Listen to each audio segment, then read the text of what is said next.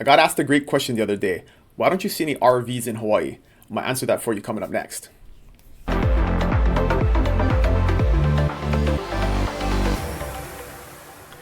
Hey, what's going on, friends? Dylan Onaka here.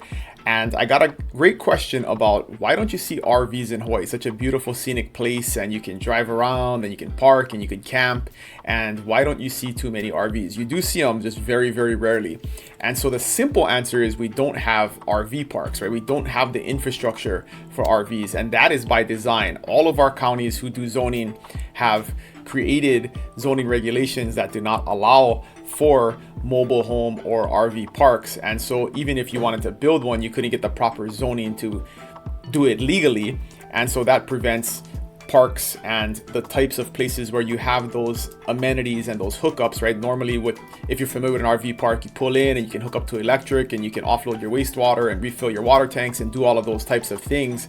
And we just don't have that infrastructure here. So it doesn't make a lot of sense to buy an RV and ship it here, because you would have to have those types of facilities somewhere, like maybe at a private residence where you could hook up and do those things. So it doesn't make living out of an RV very practical.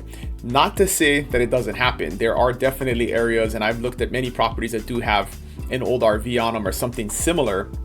But in order for that to be a reasonable place to live, you would have to create all of the infrastructure yourself. So you'd have to put in a wastewater system. You would probably have to build a catchment water tank, because you wouldn't be able to hook up to county water in an RV. And you definitely couldn't hook up to the power grid, because you can only hook up permitted homes to a power grid. So you'd have to figure out a different situation, maybe solar for power. So you could potentially buy a piece of property and put an RV on it and live out of it. It wouldn't be super practical, and it wouldn't be super easy to hook up to infrastructure. And that's the real downside. So it's pretty straightforward on why you don't see a lot of RVs, and you definitely don't see any RV parks around Hawaii. So if that was a question you were wondering about, or you had this great plan to ship an RV over here and buy a cheap piece of land and live on it, these are all things that you probably want to consider before doing that. And as always, if you have any questions about anything real estate related